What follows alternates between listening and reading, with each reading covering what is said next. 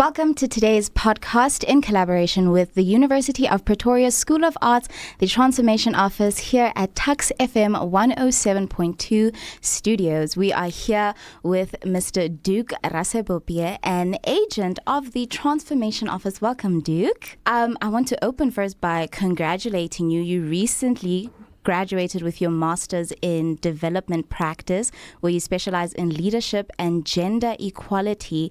And like we said, you are an agent of the Transformation Office, where you specialize in diversity and inclusion. So tell us, what inspired the career choice to work in the department that deals with addressing exclusion, advocacy for awareness, and social injustice movements?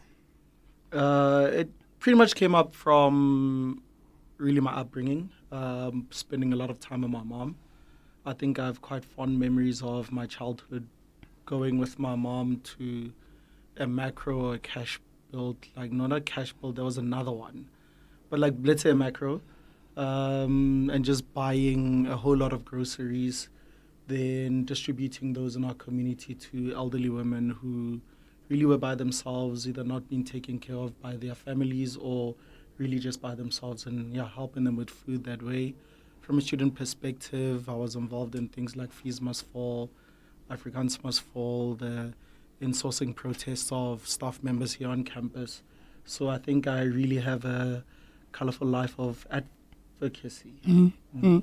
And I mean, we're here specifically today to talk about discrimination and anti-discrimination. I think we have a broad perspective of discrimination, but how would you define anti-discrimination? Well, anti-discrimination is the idea that if you have a consciousness about what discrimination is, or the difference in way, or the ways in which we can differently harm other people, then you are just in a position where you are carrying yourself in an anti-discriminatory way. So you are conscious about things like bias, your own bias, which can be the root of discrimination, even unconsciously so, but also just mindful of the fact that a lot of people seek belonging. So if you are engaging in a way that seeks to advance a sense of belonging for different diversity groups, identity groups, then indeed you're speaking about anti-discrimination. And you've mentioned it already, different diversity groups. How, in terms of all the different cases that you guys get that deal with gender, race, age, how, in trying to keep this policy alive, do you deal with cases that are multifaceted and have multiple identities involved in it? Do you take it layer by layer, or is it more a situation of we're looking at facts versus feelings? We take each case on its own merits. I think you really can't assume that all cases of sexism are the same, all cases of racism are the same. Each case has its own nuances, and they work out in different ways. So it's a case-by-case basis. I don't think we are in any way or particular form moved by who is what the identity of the complainant or the recipient of harm may be. We deal with each matter on a case-by-case basis, from a victim-centered approach or a complainant-centered approach, and that's what really guides how we deal with investigations and manage cases. Very interesting, and I think a lot of the times it is difficult to play around with fact versus feeling, because like you're saying, at the end of the day, you do want to provide support, but you need to look at what led up to what happened and that case. So in a way, would you then say, I mean, how best do we actively ask students to take charge of certain cases where, for instance, if an unfortunate case of a sexual harassment had to occur, how do we now not necessarily push back or force for a particular action to happen, like, okay, go to this and, follow these procedures, while still safeguarding their trauma and the emotion in which they went through?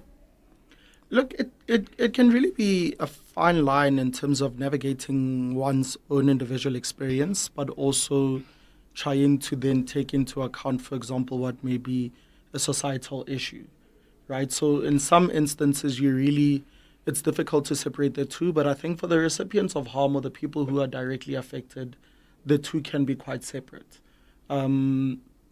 And I think we see it in different spaces and contexts. We can go to a funeral and collectively mourn, but the reality is that it will hit those who are living with that individual the hardest. And I think that reality is quite there. And that's why in our processes would speak about a complainant-centered approach. A complainant-centered approach means that, we may, and this has also happened before, where someone has been a recipient of inappropriate sexual behavior. They've gone through sexual assault, and if you are hearing about it, you may want to make sure that heads roll, right? And we've had instances where people come through and say, "Listen, this is what has happened to me. I know who has done it, but I'm not willing to move forward with this process if it means that this person is going to be expelled or this person may not necessarily get their degree." And I think it's also part and parcel of the fact that a lot of these incidences do happen amongst people who know each other or in a relationship setting where people are intimate with each other. So those complexities can influence how someone seeks to navigate their version or present what their version of justice would be, and we aid them in that regard. There are instances, for example, if someone is just, if someone, for example, we know they're an habitual offender, then in that instance we may say, look, we hear you on what you are saying as an individual, but we have a responsibility towards the university community to take a specific action that helps safeguard the collective in that regard. Understandable. And I mean, what you said, safeguarding the collective, I think we have a perspective of anti-discrimination, discrimination, but there's a term that's sort of worked its way into discussion, which is reverse discrimination, where either intentionally or unintentionally disadvantages members of previously dominant groups. What is your stance on that concept of reverse discrimination? From a transformation office point of view, we look at harm, okay? We look at harm, we look at discrimination. We don't try look at whether someone is justified because they've been a recipient of it or not. We don't look at whether a particular demographic, because historically they have been the people who have caused the harm, then it's their turn to get that harm. It doesn't work that way. We look at whether harm has been caused or not. And like I said, we really do not desire to be influenced by whether or not it is from a particular gender group, a racial group, and so forth. Justice should be equal, and that's what our anti-discrimination policy says. Now, looking at harm, would you then say that the subject of cancel culture plays into that harm? Would that be a sturdy case to actually bring forth to the transformation office? I know cancel culture can be seen in both ways, as shaming somebody or calling them out and allowing them to actually take accountability of wrongdoing. But it causes a lot of harm without people knowing. But it's something that the youth, if I can put it that way, has really caught on. How would you now navigate a case where cancel culture has taken place?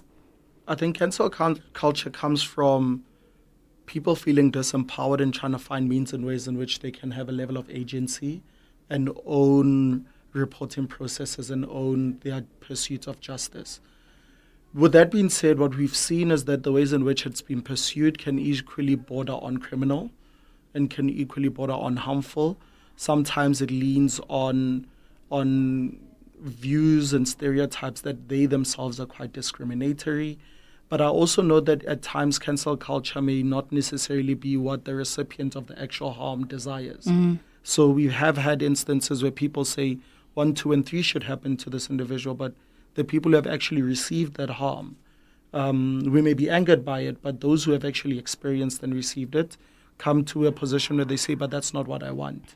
So it's something that you kind of need to negotiate and look at how you set boundaries in terms of who you desire not to interact with, and whether in doing so it is not criminal, discriminatory, or being a further extension of harm. But how do we measure those boundaries? Say now, for instance, you're looking at cancel culture from a freedom of speech point of view, whereas if it's criminal, does that now become hate speech? How do we differentiate between freedom of speech and hate speech in a situation where I'm posting something to express my view, which I have complete right to do on my platform and my Instagram, you read it and you get offended. Now all of a sudden I've created hate speech, when in actual fact you are the one being offended by what I'm saying.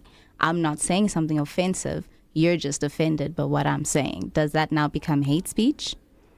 That differs. We all have freedom of speech.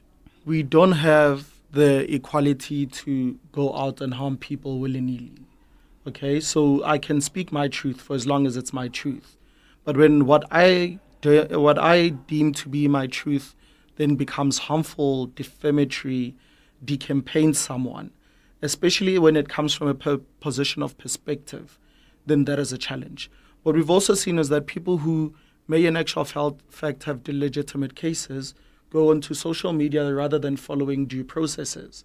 And you cannot follow due process and say, well, it wouldn't have worked anyway, but you have not tested the system. Okay, so what is that then based on? Then in that actual sense, you are no better than the person who you are trying to call out for not being correct with the law, being correct with due process, who has not themselves respected other people. If you say so, you have equally not respected them. We also need to acknowledge that we are all innocent until proven guilty. So due process needs to follow. There is a sense of cancel culture being a form of mob justice, and I don't necessarily think that it works every time. There are instances where it may possibly be useful, and that's usually with people who have a particular level of public, like they're public figures or have a particular level of stature. But otherwise, we find ourselves more often than not playing on stereotypes in order to get levels of sympathy without going through due processes. And that can be more harmful than good. Thank you so much once again for joining us, Duke, on this amazing discussion against anti-discrimination and discrimination within today's society. It has been an absolute pleasure and an honor to have the one and only Duke Rasebopye from the Transformation Office. Thank you. Thank you so much.